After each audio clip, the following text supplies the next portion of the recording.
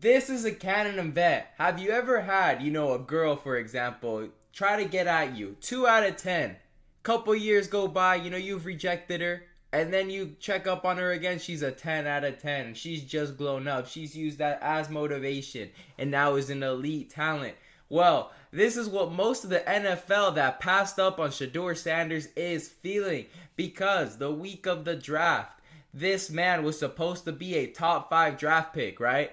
And everybody passed up on this guy multiple times. Now, I said before the draft that Shedeur Sanders was the best quarterback in the draft. And I said I can understand Cam Ward being selected over him because Cam Ward was more of a safer pick. Cam Ward had a lower ceiling and a higher floor. Shedeur Sanders had a lower floor and a higher ceiling.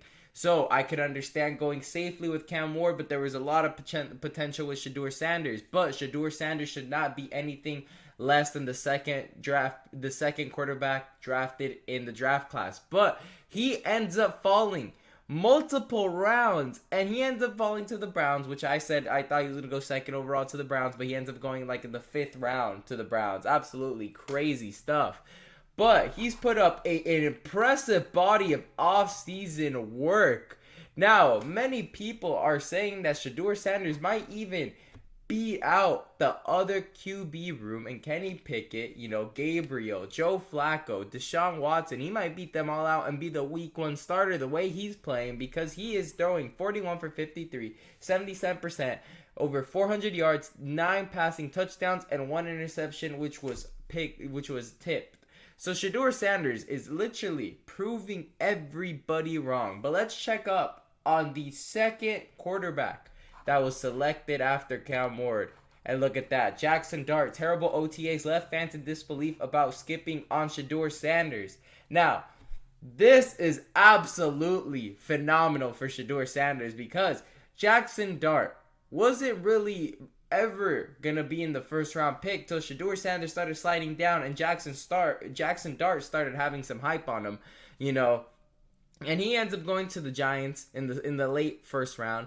And everybody knows that he's not really going to play this year unless Russell Wilson is terrible or hurt. Then there's also Jameis Winston. He's really going to be the 3rd quarterback in that. But he is already struggling. And the crazy thing is, many people are going to be saying, oh, he's a project. But Shedeur Sanders, if he's getting selected in the 5th round, he's probably less than a project. And somehow you fumbled that. To me, the New York Giants kind of, blew it in a sense, because Shedeur Sanders was a top 5 player in the draft. Player, not just quarterback. And you went and traded up in the draft, late round. You have Shedeur Sanders, Jackson Dart, any quarterback but Cam Ward right there.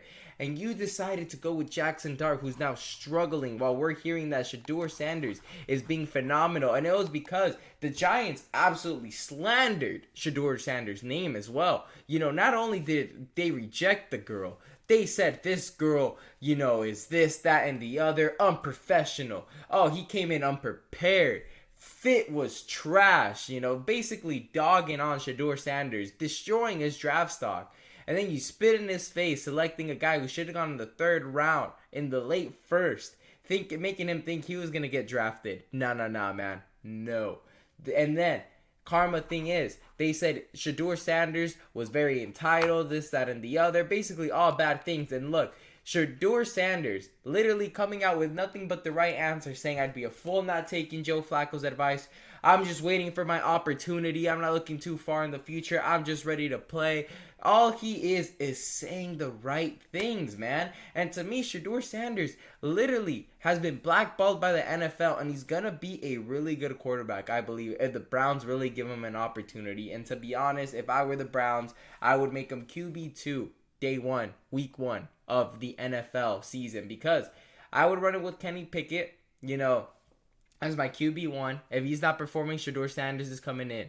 That's literally how I'm doing it. And if Shedeur Sanders gets an opportunity, I'm telling you, he's running with it.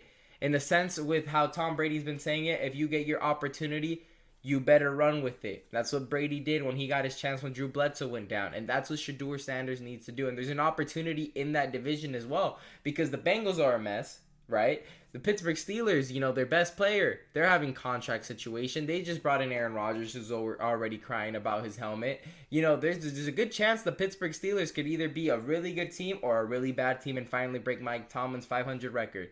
And then the Ravens, they're a great team and all. But if the Browns can finally come up and compete, they made some decent acquisitions, I'd have to say. And if Shedeur Sanders is that quarterback they've been missing, then they have definitely lucked out in that fifth round, taking a chance on them. And for the whole NFL, especially the Giants, they're gonna be looking really dumb.